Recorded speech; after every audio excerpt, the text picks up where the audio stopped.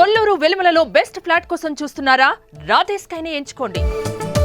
Welcome to Suman TV. నేను Vijay.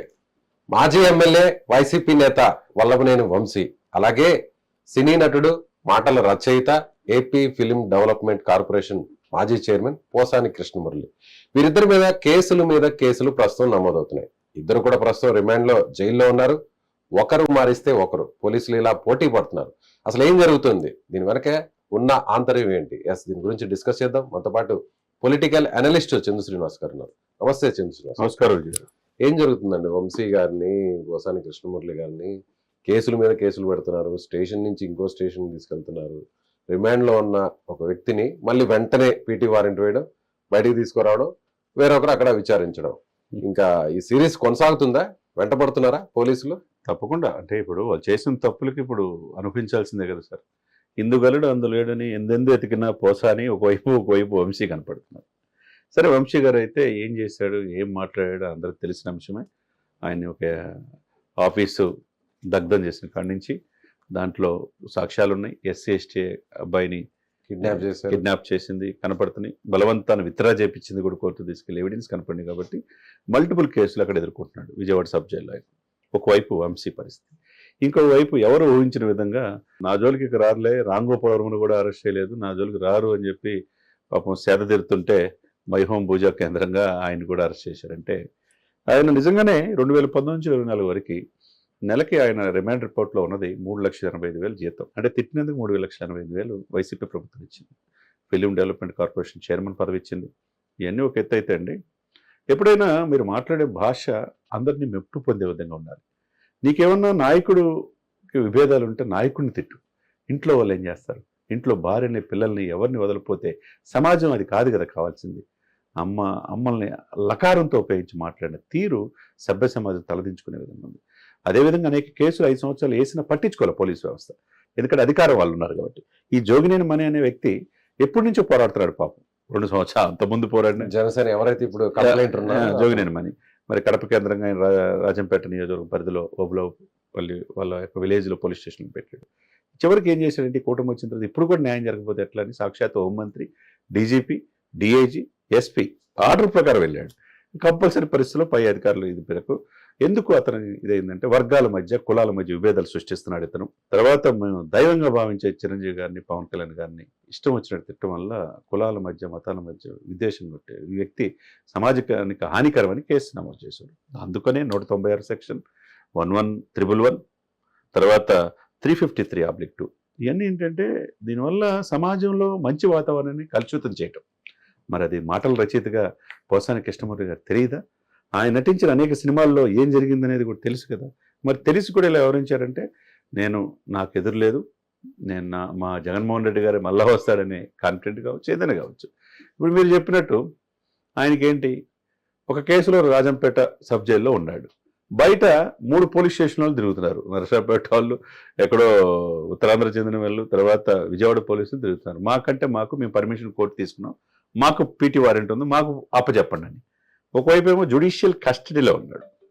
Judicial remand విధించారు. Remand 14 రోజులు మనం చూస్తున్నాం. జ్యుడిషియల్ కస్టడీ కావాలని పోలీసులు కోరుతున్నారు. బెయిల్ మీద వచ్చే ప్రసక్తి లేదు. వచ్చే నెల 5 వరకు వాయిదా వేశారు. కాబట్టి ఎన్ని పరిణామాల మధ్య అక్కడి నుంచి పీటీ వారెంట్ తీసుకొని నర్సాపేట తీసుకెళ్లారు. అక్కడ కూడా రిమాండ్ విధించారు. ఇకపోతే నెక్స్ట్ ఏంటి అంటే, మీరు చెప్పిన మాట, మీరు చెప్పిన మార్గం ప్రజల్ని ఉపయోగపడేది ఏం కాదు. ఇష్టం వచ్చినట్టు వ్యక్తిగత దూరం చేస్తే ఈ పరిస్థితి తరదాకా వస్తే తెలియదు అన్నట్టు ఈరోజు పోసాని గారు మధ్యలో ఇంకోటి ఏం చేశాడు, మరి ఎవరు సలహా ఇచ్చారో తెలియదు కానీ నాకు ఆరోగ్యం బాగాలేదని నైట్ నుంచి నాకు హార్ట్ ప్రాబ్లం ఉన్నాయని చివరికి వాళ్ళ లాయర్లు 3 సర్జరీలు అని జరిగింది. అంటే 3 సర్జరీలు అప్పుడు తెలియదా వేరే వాళ్ళు తిట్టకూడదని చెప్పేసి. ఇప్పుడు సరే చూస్తే కట్ చేస్తే ఈసీజీ, ఎక్కువ బీపీ అన్నీ కూడా నార్మల్ ఉన్నాయి.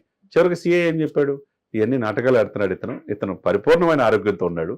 రాజంపేట ప్రైమరీ హెల్త్ సెంటర్లో చూసినా, లేకపోతే రిమ్స్ కడప తీసుకెళ్ళినా ఈయనకి ఏం లేదు అని చెప్పాడంటే ఇది ఒక రకంగా ఏంటంటే పోలీసుల్ని, వ్యవస్థల్ని, కోర్టుల్ని మోసం చేసి తప్పుదోవ పట్టించారు. ఇక బెయిల్ ఇవ్వాలనే ఆలోచన వాళ్ళకున్న బెయిల్ ఇవ్వరు అనమాట.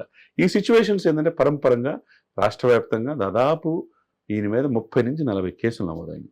దీంట్లో 17 కేసులు ఆల్రెడీ రిజిస్టర్ చేశారు. కాబట్టి ఫిర్యాదులే 30 నుంచి 40 అయినాయి. అంటే 17 కేసులు అంటే ఇది ఎక్కడికి పోతుందో. అనేది అంటే ఇప్పుడు ఈ కేసులను చూస్తుంటే, కేసుల సంఖ్య చూస్తుంటే, కంప్లైంట్స్ చూస్తుంటే ఇప్పుడు అల్లా పోసాని కృష్ణమురళి గారిని బయటకు తీసుకొచ్చే ప్రయత్నం జరగట్లేదు అనుకోవచ్చా? లేదండి. ఆల్రెడీ పొన్నవాళ్ళు సుధాకర్ రెడ్డి చెప్పడం జరిగింది. వైసీపీ సంబంధించిన గతంలో ఏజీగా ఉన్నటువంటి వ్యక్తి ఆయనే చెప్తున్నాడుగా ఇప్పుడు వచ్చే దాదాపు పరిస్థితి లేదని ఆయన ఒప్పుకుంటున్నారు. ఒప్పుకున్నాడు. ఏదైనా కానీ మా ప్రభుత్వం మళ్ళీ 2028లో వస్తుంది అని చెప్పేసి అంటున్నాడంటే ఈయన మీద తిప్పుతారు, ఒకటి నుంచి బయట రంగాల్లో వెహికల్ బయట ఉంటది అని ఆయనే చెప్తున్నాడు. అంటే ఒక రకంగా చూడండి, వాళ్ళకి తెలుసు అంటే మానసికంగా సిద్ధమైపోయారు మానసికంగా వైసీపీ వాళ్ళు. సిద్ధమైపోయారు.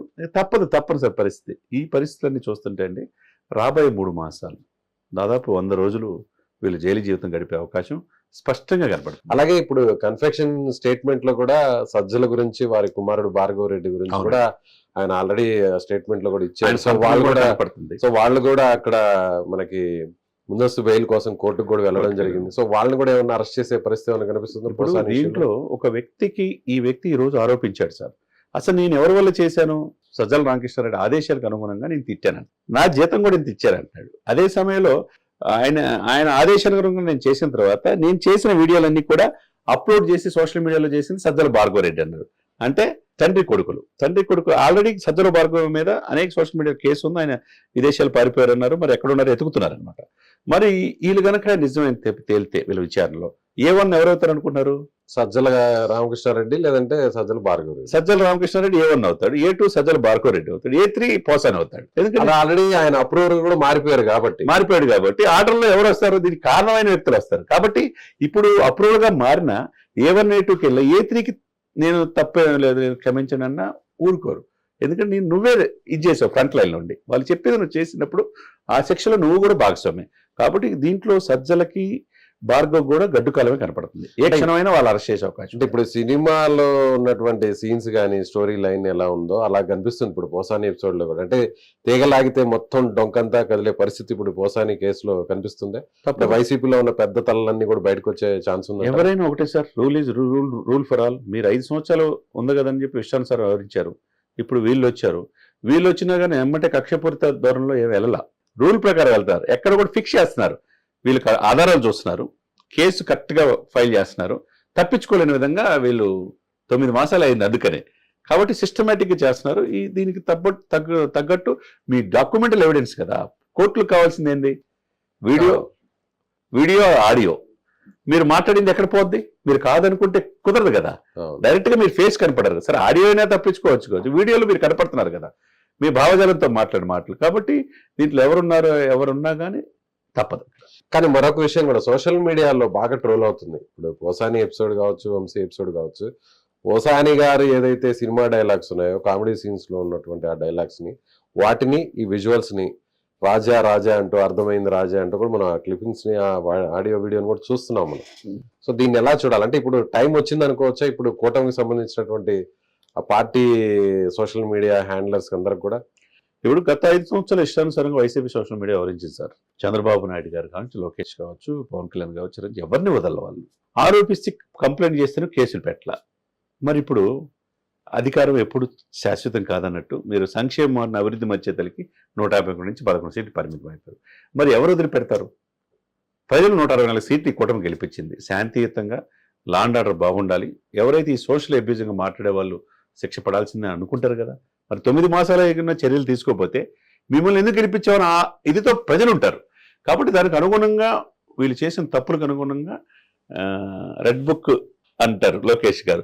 ఇప్పుడు మొన్నటిదాకా ఏంటంటే రాజకీయ నాయకులు, ఇప్పుడు ఆఫీసర్స్ కూడా, నిన్న ఐపీఎస్ ఆఫీసర్ కూడా కొంతమంది వాళ్ళు కూడా ఎవరు కూడా చట్టానికి అతిథులు కాదు, ఎవరు దైవాన్ సంబూతులు కాదు సార్ విజయ్ గారు. కాబట్టి మీరున్నప్పుడు మీ భాష, మీ ఉచ్చారణ, ఇతర మనోభావాలు దెబ్బతినకుండా మాట్లాడితే అందరికీ సహాయతంగా ఉంటుంది. తప్పితే వ్యక్తిగత దోషాలకు వెళ్తే ఇలానే ఉంటుంది పరిస్థితి. సో ఇప్పటికైనా జాగ్రత్తగా ఉండాలి. అది ఏ పార్టీ వాళ్ళైనా కూడా, ప్రతిపక్షంలో ఉన్న అధికార పక్షంలో ఎవరున్నా కూడా నోటిని కంట్రోల్లో ఉంచుకోవాలి, నాలుగుని చాలా చాలా చాలా జాగ్రత్త కంట్రోల్ గా వాడాలి. సిద్ధాంతం ప్రకారం మీరు విభేదించవచ్చు, కానీ పాలసీ మ్యాటర్స్ ని వ్యక్తిగత ఫ్యామిలీల జోలికి వెళ్తాం మంచిది కాదనేది ఈ అన్ని ఎగ్జాంపుల్స్ మనకు కనపడతాయి. Right sir, thank you. So ఇది పొలిటికల్ అనలిస్ట్ చందు శ్రీనివాస్ గారు చెప్తున్నా, తప్పు చేస్తే ఎవరైనా కూడా ఖచ్చితంగా శిక్ష అనుభవించక తప్పదు. ప్రస్తుతం అంటే నోటికి వచ్చినట్టు మాట్లాడిన, గతంలో మాట్లాడినటువంటి ఎవరైతే పోసాని కృష్ణమురళి కానీ, వంశీ కానీ, ప్రస్తుతం జరుగుతున్నటువంటి వారి పట్ల జరుగుతున్న ఫిర్యాదులు కానీ, కంప్లైంట్స్ కానీ, కేసులు కానీ, ఇవన్నీ కూడా చూస్తుంటే ఖచ్చితంగా తప్పు చేసిన వాళ్ళు చాలా జాగ్రత్తగా ఉండాలి. మళ్ళీ మళ్ళీ ఇలాంటి తప్పు చేయకూడదు అనడానికి ఇలాంటి ఇన్సిడెంట్స్ ఒక ఎగ్జాంపుల్‌గా మారాయని చెప్తున్నారు. Thank you so much.